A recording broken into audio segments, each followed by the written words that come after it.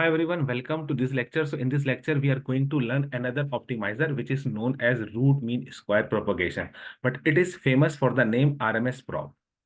So in the previous lectures, we have learned about the stochastic gradient descent algorithm, which is also an optimizer. So the purpose of all the optimizer is same, that is to update the weights smoothly. So if you have the understanding of one optimizer, you can easily learn another optimizer because the purpose is same, that is to update the weights smoothly. So this is RMS prop. Now we know that in optimizer, we want to minimize the oscillations in the vertical direction and we want to speed up in the horizontal direction. So in order to achieve this, RMS prop use two set of parameters. The one set of parameters are represented by U and another set of parameters are represented by V.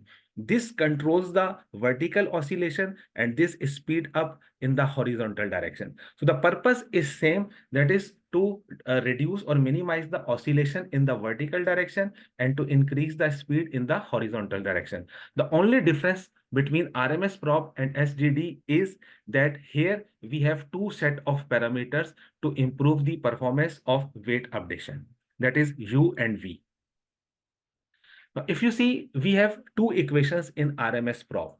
This is the equation which controls the parameter V and this is the equation which controls the parameter U. So basically, in order to control the vertical oscillation or to reduce the vertical oscillation, we make a value of U large, and in order to speed up in the horizontal direction, we make the value of V small. So you can see here that this gradient which is related to U has a larger value as compared to the gradient which is associated with the V.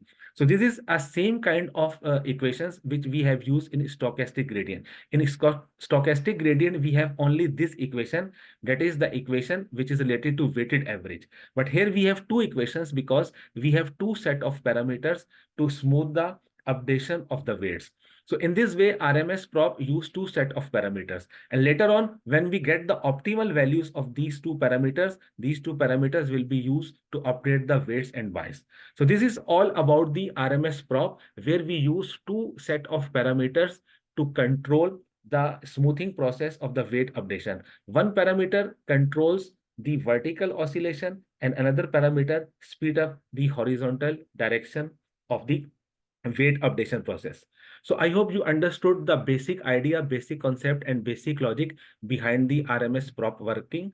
Thanks for listening this lecture, and I will see you in the next lecture.